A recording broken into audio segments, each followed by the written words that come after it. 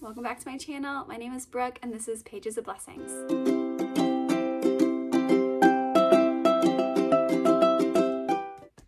So today I've got a book haul for you. I went to a bookstore, a library book sale, and then I have a couple library books that I picked up this week and I want to share them all with you. It's a big haul. I was not planning on getting this many books this week, but when you hit the jackpot at a used book sale, you gotta buy them.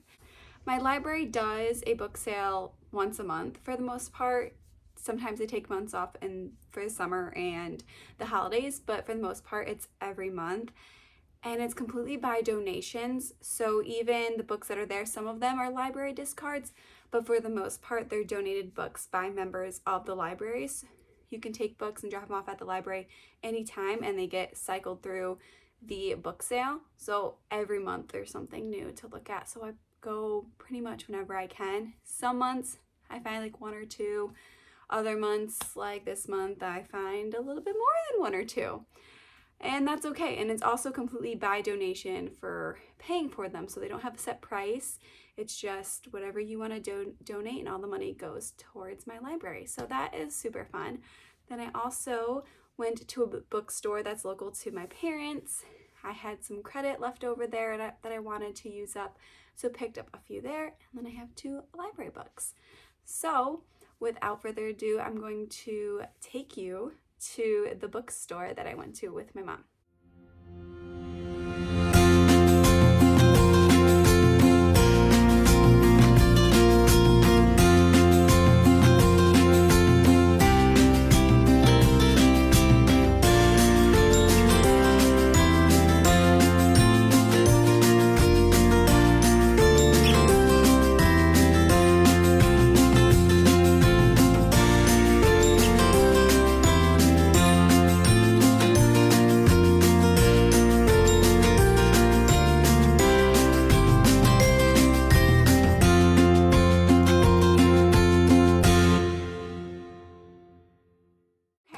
So it was a little overwhelming. It's always overwhelming going in there when you just have books stacked from essentially floor to ceiling, multiple rooms, and then there's piles and boxes of books behind the counter that they still haven't gone through.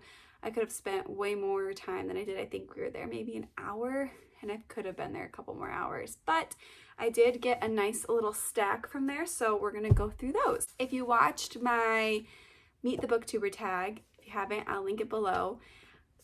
I mentioned that this was a book that got me into reading, Fever 1793, and I couldn't find my copy. So I found one and so I snagged it. And it's in pretty good condition. They had 2 there. One had writing on the front, so I grabbed the one that looked a little bit better. And I'll just read a little bit of the back if you haven't read this one. During the summer of 1793, Maddie Cook lives above the family coffee shop with her widowed mother and grandfather. Maddie spends her days avoiding chores and making plans to turn the family business into the finest Philadelphia has ever seen. But then the fever breaks out. Disease sweeps the streets, destroying everything in its path and turning Maddie's world upside down. At her feverish mother's insistence, Maddie flees the city with her grandfather, but she soon discovers that the sickness is everywhere and Maddie must learn quickly how to survive in a city turned frantic with disease. This one I'm super excited for. This is The Bridge by Karen Kingsbury. I have the Baxter Family, the first one in the Baxter Family series, and I haven't read that yet. But when they had probably every Karen Kingsbury book there. I was a little overwhelmed, but I saw this Christmas one, and so I wanted to pick it up. But this one I'm super excited about because it looks like it centers around a bookstore, and the bank is pulling its lease, so there's this heartache of potentially losing this really like family-owned bookstore, but then there's also an underlying romance, of course, and I'm really excited. Of anything with a bookstore in, I'm willing to try, so I'm excited to maybe pick this up in December. My next one I grabbed was Kate Quinn's The Rose Code. I've heard so many good things about this. I'll probably shelve it for a couple months since I'm doing so much historical fiction this month, but I'm glad to own it, and this is my first Kate Quinn that I actually own, and it's not a one from the library. I'm really excited. I've heard a lot of good things about learning about the code breakers in this time, and I haven't read anything yet. Another one that was on my list that I was glad to find was The Waterkeeper by Charles Martin. This is the Murphy Shepherd series. This is the first one. I'll just read a little bit at the back. Murphy Shepherd is a man with many secrets. He lives alone on an island, tending the grounds of a church with no parishioners, and he's dedicated his life to rescuing those in peril. But as he mourns the loss of his mentor and friend, Murph himself may be more lost than he realizes. Sounds really interesting. And I don't own or read a lot of books with main characters, so I'm excited to broaden my horizons with this one. And last one I picked up because I recently saw it in my friend Cynthia's video. Her YouTube channel, I'll link it below, is Books y Cafe con Leche. And she's reading this in November, or it's on her TBR at least. And this is Brown Girl Dreaming by Jacqueline Woodson. This is a free verse novel, and let's see, it takes place in the 1960s and 70s. She made it sound really interesting, so I remember seeing it in her video, and then I saw it, and of course it has the beautiful edges right there, and it's a hardcover. So now I'm going to go over the 2 library books that I grabbed up this week. First is the Lynn Austen, Waves of Mercy. I had to do a little bit of research because they had Waves of Mercy and something else Mercy, and I needed to figure out which one was the first one, but apparently this one's the first one. I haven't read a Lynn Austen yet. I'm really hoping to get to this soon. And On the Cliffs of Foxglove Manor by Jamie Jo Wright, another one that I've heard amazing things about. I'm pretty sure it's nominated for, Christie Award-winning author, but this one I think is actually nominated this year for that. So hopefully, again, a lot of hopefuls. I'll have to do a winter hopeful video of all the books I want to get to this winter. Right, next up is the library book sale, and I have a little bit of footage from that, so let's go there.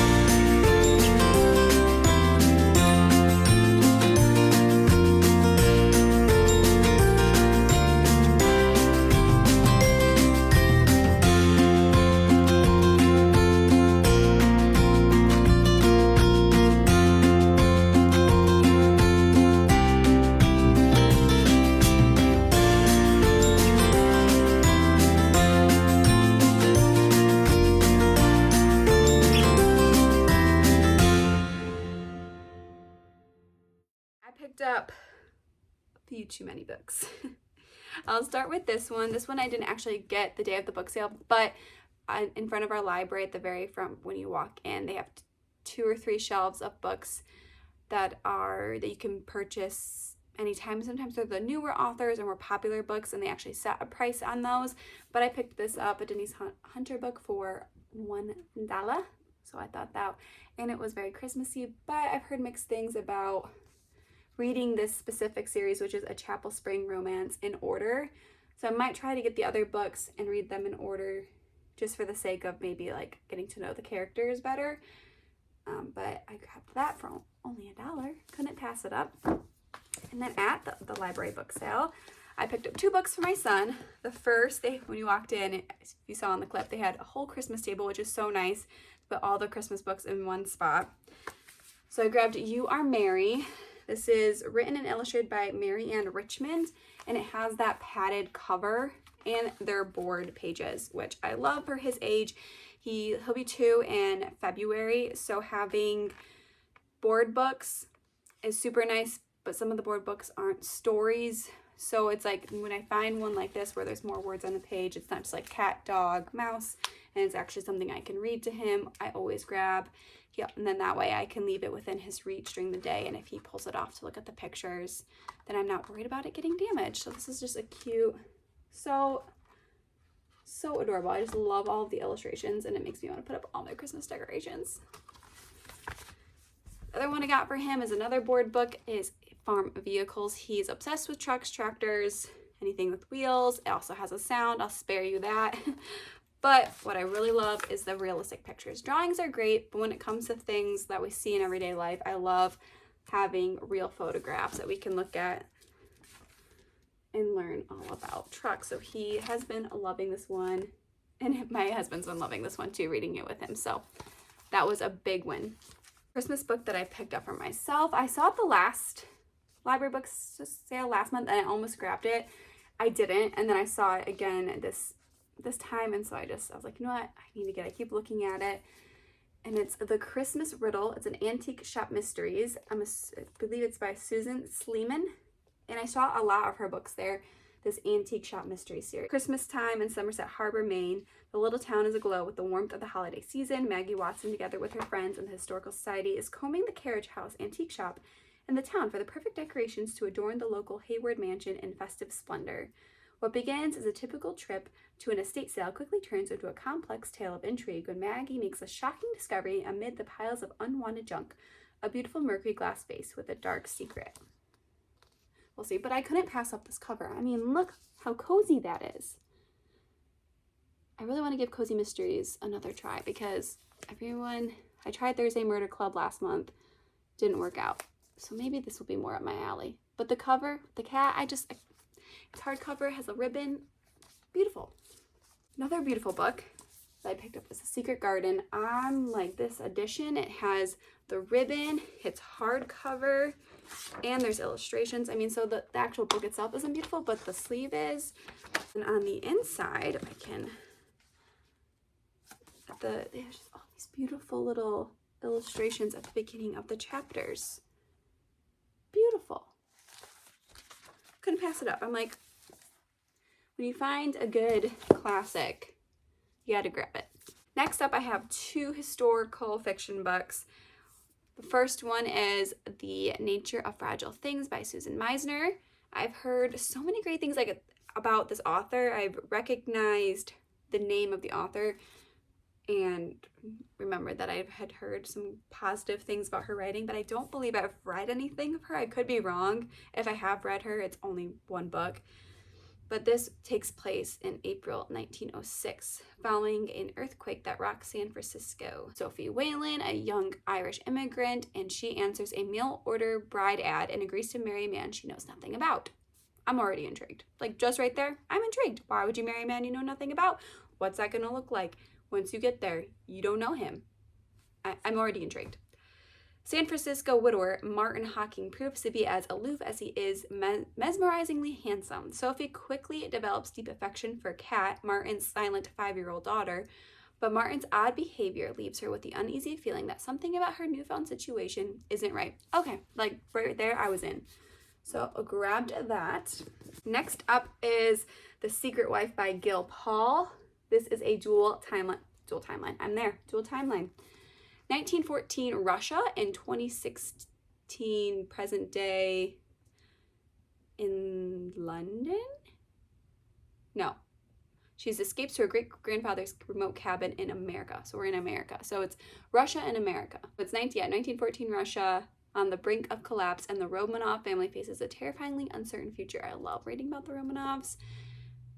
So this one just seemed like the blurb on the back. Haunting, moving, and beautifully written, The Secret Wife effortlessly crosses centuries as a past merges with the present in an unforgettable story of love, loss, and resilience.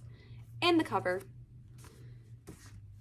Next, I have basically, I would just name it my Christian fiction / Christian nonfiction.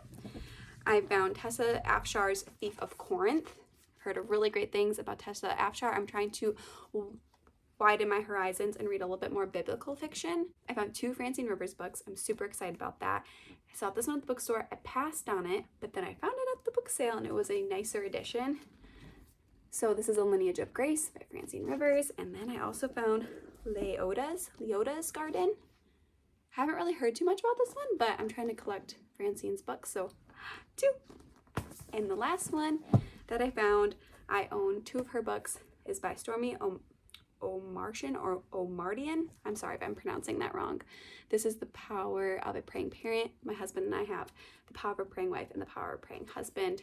Love them, especially when you don't necessarily know what to be praying for those specific situations. Like, how do I pray for my husband each chapter takes you through different aspects of his life and ways you can be praying for his work, for his finances, things like that, but it gives you specific things, and that's really helpful for me. And so this is essentially, I believe, the same concept, but for your kids. That is it. That was my book haul. I hope you all enjoyed it, and thanks for watching. I'll see you next time. Bye.